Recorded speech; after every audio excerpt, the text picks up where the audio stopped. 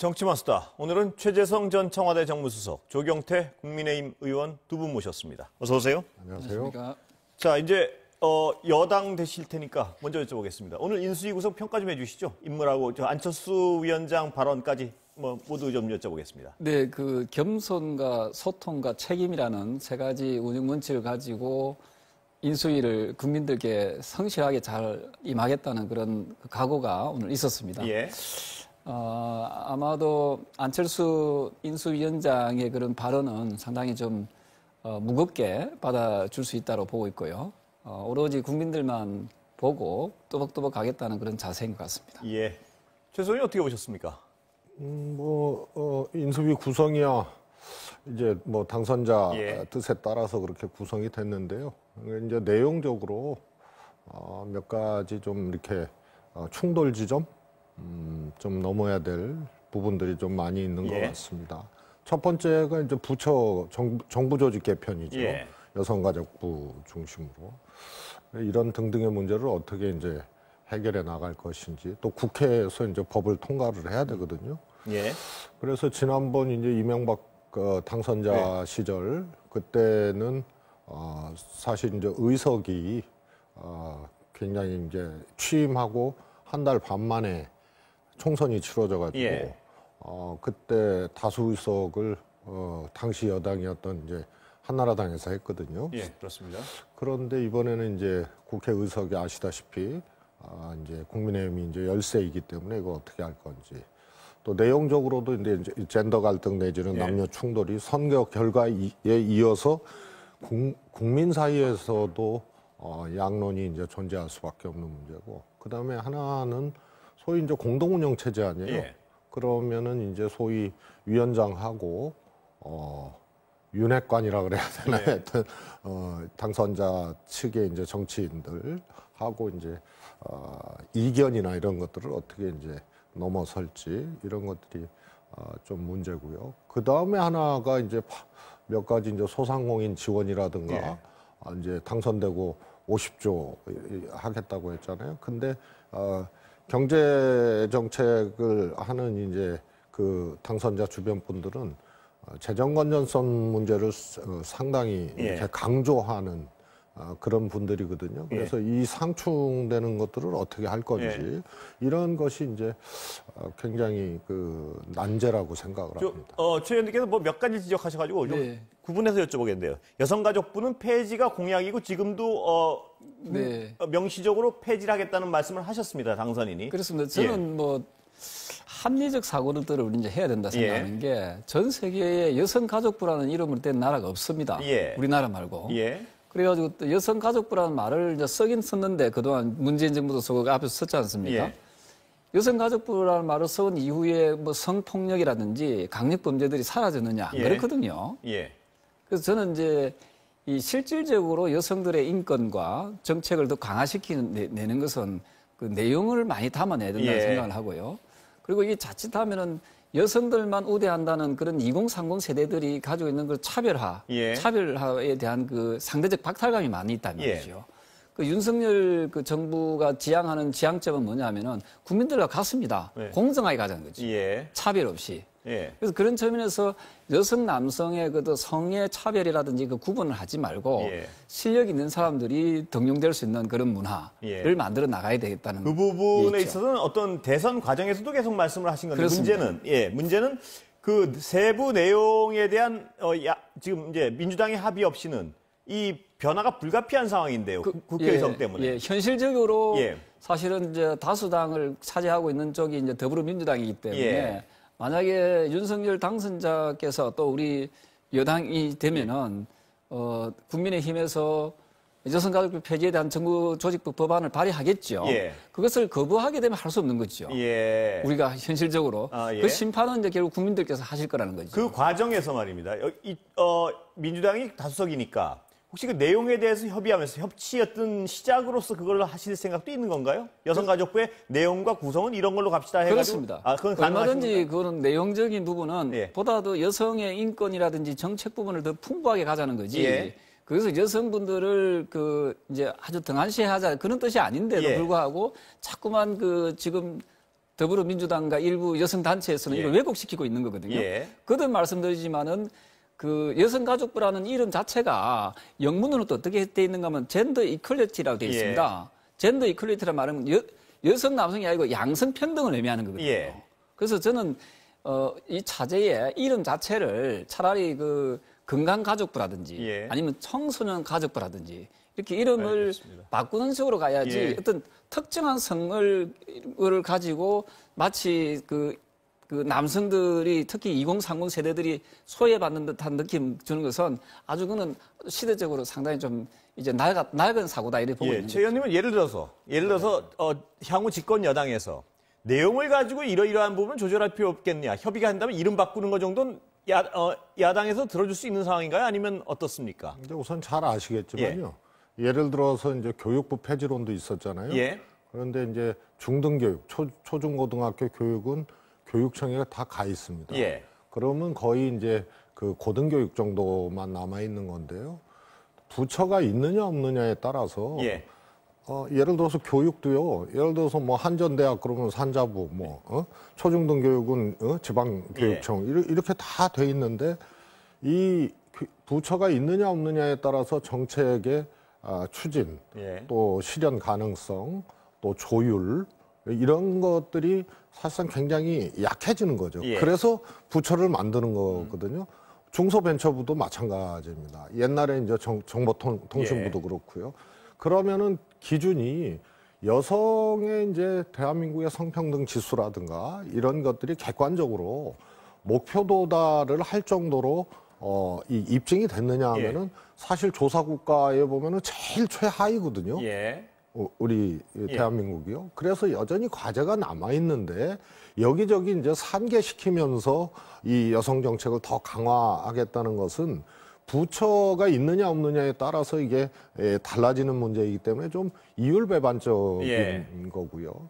그 다음에 하나는 이명박 정부 때도 여성부 폐지를 하려고 했었어요. 그래서 결국은 가족자만 떼고 그때 여성을 했던 거거든요. 참여정부 때 여성가족부로, DJ 정부 때는 여성부, 여성가족부, 또 MB 정부 때 여성부 이렇게 갔던 게 또 여성가족부로 되는 과정이었는데 그때도 국민 여론이요. 작은 정부 이명박 대통령 쪽을 전폭적으로 지지했지만 여성가족부에 대해서는 여성부에 대해서는 폐지 반대 의견이 많았는데 이번 대선처럼 박빙의 선거에서 또 그것을 이제 폐지를 두고 논란을 벌이면 훨씬 더 폐지 반대 쪽이 저는 많아질 거라고 봅니다. 두 분 말씀 들어보니까 여성가족부 폐지가 쉽지는 않을 것 같은데 왜냐하면 야당이 어떤 다수당이기 때문에 어떤 주장으로 그칠 가능성도 적지 않겠다는 생각도 들고요. 아까 그 최수성님 말씀하신 소상공인 지원 50조. 그건 어떻게 됩니까? 그 재정 건전성 주장하는 분들이 주위에 포진해 있는데 그게 가능하겠느냐? 저는 해야 된다 생각합니다. 왜냐하면은 소상공인 분들의 피해는 50조보다 훨씬 더 크게 나타났거든요. 그렇습니다. 저는 이 차에 저는 윤석열 당선자께서 그 기존의 그 피해를 입은 폐업을 하지 않은 소상공인뿐만 아니라 코로나로 인해서 폐업한 소상공인들이 많지 않습니까? 또 직업을 잃은 또 국민들도 많이 있습니다. 그래서 피해를 입은 그 코로나로 인해서 피해를 입은 그 소상공인들에 대해서는 저는 그 국가가 책임질 부분은 확실하게 책임져야 된다 생각하는 거죠. 그 부분은 야당도 비슷한 생각이신 것 같아요. 제가 계속해서 들어왔는데 하나만 더 여쭤보면 아까 최수성님 지적하신 거는 그런 어떤 당선인의 생각은 알겠는데 주변에 포진해 있는 분들이 재정 건전성을 끝없이 주장해왔고 그거에 반대하는 분들이 많았다. 이걸 어떻게 돌파하실 것인지. 사실은 이제 그분들 마음도 충분히 이해가 됩니다. 왜냐하면 그 미래 세대에 대한 그 재정의 건전성을 계속 유지시켜 주는 것은 상당히 중요한 가치라 보거든요. 하지만 지금 현실에 발등에 불이 떨어져 있는 분들에 대해서 이걸 외면하는 것은 쉽지 않을 거라 보고 있고요. 그렇게 주장하시는 분들도 사실은 이제 윤 당선자께서 강한 의지를 보이고 있기 때문에 크게 반대하기는 좀 어렵지 않겠나 생각합니다. 뭐 그렇습니다. 그런데 우선 재원 마련 방식에 대해서 50조에 대해서 또 뭐 병사들 사병 월급 200만 원까지 하겠다. 이래서 이제 수백조가 드는 건데 재원 마련 방식이 하나밖에 없어요. 윤석열 당선자는 지출 구조 조정이거든요. 근데 있는 예산을 깎아서 50조를 당장 만든다는 거는 그건 불가능한 겁니다. 그럼 결국은 국채 발행이에요. 예. 그러면 이건 국민들을 한 번 더 속인 거거든요. 예. 이재명 후보는 국채 발행이 이제 불가피하다라고 계속 얘기를 해왔던 거고, 윤석열 후보는 그런 걸 빚덩이 나라를 만든다면서 계속 공방을 해왔기 때문에 이제 당선자 아니에요. 이제 대통령 아니에요. 그러면은 이 자기 논리가 이제 함정에 빠지게 되고, 결과론적으로는 지출 구조 조정으로 50조 마련은 불가능하고 국채 발행으로 다 거의 다 채워야 되기 때문에 이 부분이 이제 설령 이게 진행이 된다 하더라도 굉장히 스스로 이제 모순에 빠지는 이런 문제가 되겠습니다. 하나 더, 지출 구조 조정 어떻게? 제가 기재위원장을 해봤기 때문에 이제 전 부처에 대한 예산 문제 이런 부분도 조금 비교적 아는 부분이 좀 있잖아요. 근데 사실은 그 과다하게 설계되어서 나오는 지출들도 있거든요. 그래서 저는 우리나라 지금 그 1년 예산이 한 600조 가량 되지 않습니까? 문재인 정부 들어와서 상당히 많이 늘어났습니다. 600조의 한 그 전 부채의 한 10%만 줄여도 60조가 됩니다. 가능할 것이다. 그러니까 저는 충분히 가능하다 보고요. 또 하나가 지금 그 우리가 얘기하고자 하는 것은 소상공인들 피해를 입은 사람들에 대한 선의에 대한 예산이잖아요. 이 부분을 가지고 국채 발행을 하니 많이 저는 그렇게까지 심하게 야당에서도 반대하지 않을 것이라 이렇게 보고 있고요. 그래서 그 부분이 다소 윤석열 당선자께서 좀 무리하게 했다라고 하지만 그 개인을 위해서 하는 게 아니잖아요. 그 다수의 국민들 피해를 입은 소상공인 분들을 위해서 그걸 보상하자는 그런 부분이기 때문에 저는 이게 크게 대선 과정에서 말씀하신 그게 좀 말이 달라져도 할 수 없다.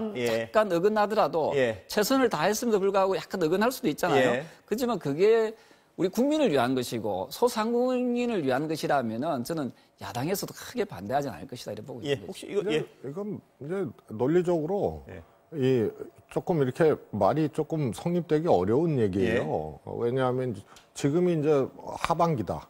그러면 이제 세수 진행도라든가 뭐 등등등을 봐서 조금 구조조정도 하고 하면서 할 수가 있거든요. 근데 연초잖아요. 그래서 3월 당선인이고요. 5월 대통령이거든요. 취임하거든요. 여기서는 지출 구조조정을 할래야 할 수가 없어요. 어거지로 짜도 2, 3조? 왜냐하면은 지금 전체 600조 예산 중에 사업 예산, 그러니까 고정지출 계속 진행해 왔던 SOC 등등등 빼면은 100조 정도밖에 안 됩니다. 여기서 연초에 50조를 그냥 무조건 10%씩 깎아 이래서 하기에는 불가능한 거거든요. 그러면 국채에 상당 정도 의존할 수밖에 없는 요 부분에 대해서 국민들께 어떻게 설명을 할 건지. 지금 조 의원님은 그게 그 말이 좀 달라져도 국민들을 위한 건데 야당이 받아줄 거 아니야? 그렇게 야당은 반대를 안 하죠. 왜냐하면 애당초 입장이 계속 그거였고 국채 발행에는 방법이 없다. 그리고 일부 지출 구조 조정은 할 수도 있겠으나 이 기조였거든요. 그런데 국채 발행은 안 된다고 얘기를 해왔던 사람들이기 때문에 결국 야당은 반대를 안 해요. 이건. 그래서 설명을 어떻게 할 것이냐 문제란 말씀이죠. 민주당이 문제가 아니고 그런 것에 대해서 이제 어떻게 설명을 할 건지. 알겠습니다. 국민들에 대해서 과연 선거 때는 절대 안 된다고 말씀하시면 물론 국민들을 위한 거지만 말을 바꿀 때 불과 몇 개월 만에 말을 바꿀 땐 거기에 대한 어떤 합당한 설명은 있어야 될 것 같습니다. 네, 그렇습니다. 여당 얘기 좀 여쭤보겠습니다. 비대위 어떻게 된 겁니까? 여러 가지 좀 잡음도 있는 것 같은데요. 잡음이 있다는 분도 있고 또 대선 패배 당치고는 좀 일사불란하다는 평가도 있고 어떻게 보세요? 그 잡음이라는 게 소위 말해서 이재명 후보 비대위원장 주장 아닙니까? 그리고 원내대표가 책임을 져야 될 사람이 그러면 쓰겠냐 이런 건데요. 보통 잘 아시겠지만은 정당이 선거 패배를 당하고 비대위 체계로 가게 되면 원내대표는 사퇴를 안 합니다. 그게 그렇게 돼 있어요. 그랬나요, 관행적으로? 아니요. 당규나 이런 것들을 이제 당원 당규를 뜯어보면 저희는 이제 당대표하고 최고위원들이 당대표가 물러나게 되면 다 물러나게 되잖아요. 그럼 원내의 수장인 원내대표가 그것을 수습을 하는 겁니다. 그래서 원내대표 사퇴는 다 물러나도 안 했거든요. 그래서 그 점은 여러 가지 당의 비상체계로 가는 프로세스에서 원내대표는 조금 예외적인 경우가 하나 있는 거고요. 그 다음에 또 하나는 이재명 후보 비대위원장으로는 그거는 정말 그거는 조금 가혹하기도 하지만 이재명 후보 본인한테 말씀이십니까? 본인에게도 가혹하고 선거 패배라는 것이 일단 후보와 당 이게 책임 아닙니까?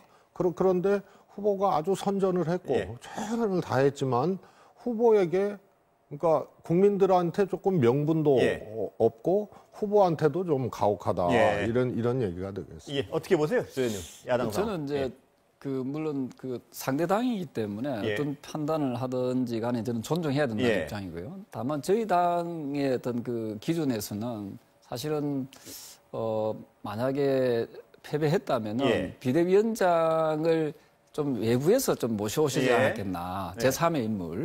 왜냐하면은 어찌 보면은 같은 공동 운명체로서 같은 공동의 책임을 져야 된다는 그 부분에서 원내대표도 자유롭지는 못하거든요. 그래서 저는 그런 부분에서는 이제 조금 아쉬운 부분이 있죠. 그래서 그러다 보니까 지금 현재 민주당의 비대위원장이 되신 분에 대해서 여러 가지 당 내에서도 좀 비판의 목소리가 많이 있는 걸로 그렇게 알고 있습니다. 외부에서 데려오지 않느냐 이 지적에 대해서 어떻게 보세요? 저는 바람직하지도 않고 불가능하다고 봅니다. 우선 이번 비대위는 지방선거 치르는 그게 답니다. 그리고 선거에 패배하고 혁신을 하려면 동력이 없기 때문에 정식 지도부가 8월 달에 선출이 되면 그때부터 이제 당을 바꾸고 이제 혁신 드라이브를 걸어야 되는데 지금은 딱 2달 반밖에 안 남았기 때문에 물리적으로도 외부에서 비대위원장을 모셔서 이것을 돌파하는 건 불가능합니다. 그래서 지방선거 시간표가 당장 절차를 해야 돼요. 무슨 뭡니까? 재심위원회 만들고 후보자 자격심사위원회 만들고 이걸 3월부터 시작을 해야 되거든요. 이달부터. 그렇기 때문에 물리적으로 불가능하다. 그다음에 또 하나는 혁신이라는 것도 좋지만 지금 지방선거를 치러야 되는 요 상황에서 외부인을 모시더라도 당의 선거를 치르는데 준비나 관리들을 할 수 있겠느냐 이런 점에서는 보통 그렇게 외부 비대위원장을 말씀을 하시나 이번 경우에는 매우 특수한 상황이 있다 이렇게 보고 있습니다. 제가 시간 한 5분 정도 남았는데요. 오늘 중요한 문제 같아서 또 앞으로도 계속 한두 달은 이것 때문에 한두 달이나 세네 달은 이것 때문에 시끄러울 수밖에 없는 상황. 특검, 대장동 이 문제는 끝나질 않을 것 같습니다. 그런데 두 분 지금 처음부터 시작하시면 너무 오래 걸릴 사안 같아가지고 제가 좀 정리한 다음에 거의 정리된 이유부터만 좀 여쭤보겠습니다.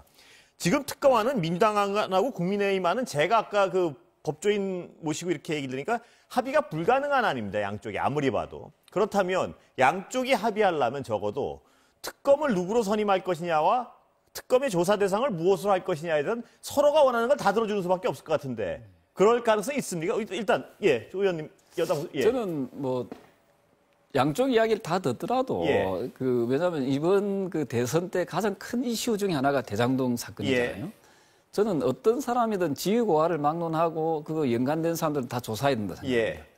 그건 언론이고요. 그리고 3억 5천만 원을 출자해가지고 8,500원을 가져갔다는 게. 언론까지 다시 반복하면 너무 그럴 것 같아서 그래서 제 이야기는 거기에 대한 국민적 의혹이 너무 강하기 때문에 저는 진실규명을 위해서라도 여야에서 주장하는 부분을 저는 공이 다 받아들여서라도 다 들어가야 된다는 말씀이죠. 다 들어서라도 저는 특검은 반드시 해야 된다 그런 입장입니다. 다 들어가야 된다는데 이견이 없으신 거죠?